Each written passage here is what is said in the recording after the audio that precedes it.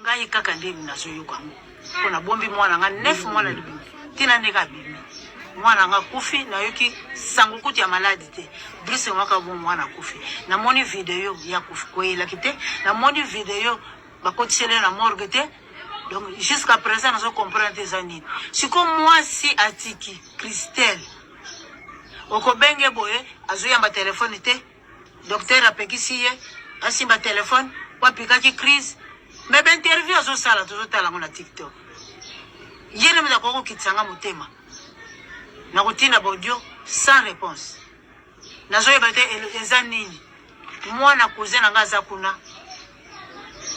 azana Bordeaux il fallait koma kuna bakutana bango basolola basa lokola yazo simba téléphone te yalandela makambo nyonso comme ça pesa nga suite baboyi ko pesa ya adresse po banda ki adresse wani zo pesa mate lobi na tongo na meki bona zu Christelle yebisi nga zo kende rendez-vous ben vita ki ye mais muyeke asalaki na mikanda te et pas zo kende ya yebite ngabi ndenge nyonso kolekela kona yebisa nga mais ye pesa ndek fisson adresse nazo pesa adresse sikoyo kaka apesite akeipa bengite to benge zo lekate nazo comprendre au juste zanini ngana sina perdre nasaki na lisu nanga moko wana na boti bana nanga basi mobali moko kaka wana onga na sala ke fora koma tina niveau wana ko ba ndiko na basi bazala bien ngai moko pena zala bien lelo ngana tikali na komi donc nazo ba kutendeke na ko expliquer te. Alors on a pas suite ya matanga ya mwana nanga nazo zwate na ebisaki Christelle na audio oya kufi azalaki mwana na yoto mazaki mobali na yo soki mobali akufi makambo zalaki bele linga to solo kananga ngana za sima na yo potikale na ngai moko ndoyi nanga po bobotelenga ndoyi na baleki nanga na ko sepela bana wana bakola malamu tamuso bakosala nga kutuma makambo koleka o papa na bango alinga sala mais Christelle azo comprendre ngate na komi na likanisi sikoyo bazwa na bango ebembe wana bakunda na bango basala na bango nyonso bango moko lokola bango bato babotela kanga mwana na ngai bango bato bakomiseke na poto ebembe wana koma nango ya bango na kotuna lisusu te pe na kopekisa fiction akende kaka lokola camarade basala nyonso bango ko sala bakunda basala muto apesa ngai kutu suite te pona sina perdre na za ne loko suna ko récupérer te pona mwana nanga na suki wana ngane mama ya J3 formation c'est tout à fait normal ouais ça normal as une formation mwana na ya kufa pisi na mboka musika biso so to yebi ça fait vraiment toujours mal mais tosenga toujours na ser na biso atenga famille mobali na ye a collaborer c'est vrai que ebembeza na maboko ya l'état mais apesa bango ba information que mama zala na kimia komi place boye viki akufi na niveau mosala donc comment ça s'appelle police et bembeza na maboko ya police ba sala enquête mais information nyonso o na kozwa ngape na transmettre bien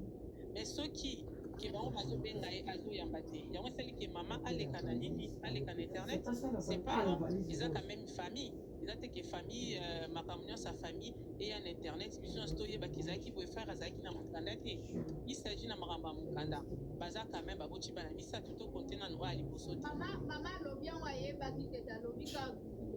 lobaka boye ayeba kiteta ça donc du coup baboti déjà bana parmi ces papiers, on va trouver le papier d'assurance. Donc, quand je vais arriver... ngai mama ya J3 osi eza na mutema na nga ngai kaka ndeni nazoyoka pona bombi mwana nga 9 mwana libi tina ndeka bimi mwana nga kufi na yoki sangu kuti ya maladi te brise mwaka bo mwana kufi na moni video ya kufi koyela kite na moni video bakotisele na morgue te. Donc jusqu'à présent nous comprendre des années si comme moi si atiki Christelle okobenge boye azoya ma téléphone te docteur apekisi ye asimba téléphone wapika ki crise mais ben interview azo sala toujours tala ngona TikTok yene mza koko kitsanga mutema na kutina bodio sans réponse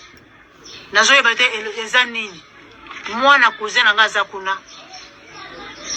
azana Bordeaux il fallait koma kuna bakutana na bango basolola basala lokola yazo simba telefone te yalandela makambo nyonso komisa apesaka nga suite baboyi kopesa ya adresse mpo bandaki adresse wana ezopesama te lobi na ntongo na meki boye nazwi Christelle ayebisi nga azokende rendez-vous benvitaki ye mais muyeke azalaki na mikanda te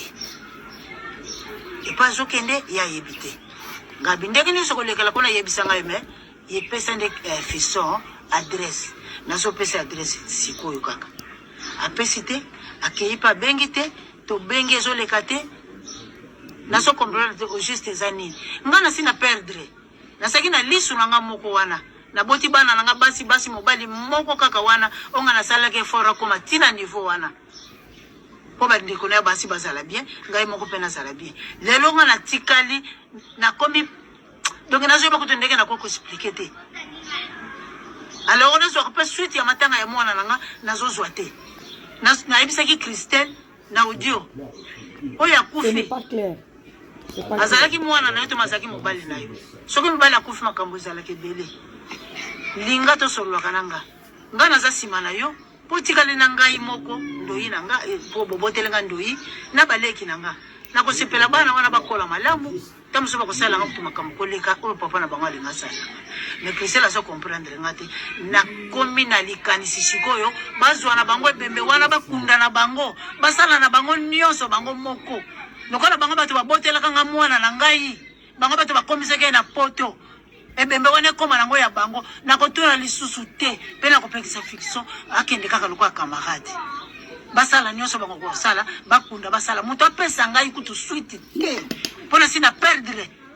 naza na eloko susu na korekipere te mpo na mwana na nga nasuki wana nga nde mama ya J3 babonjour na oyo ya live kala mingi te bandeko eye ndongo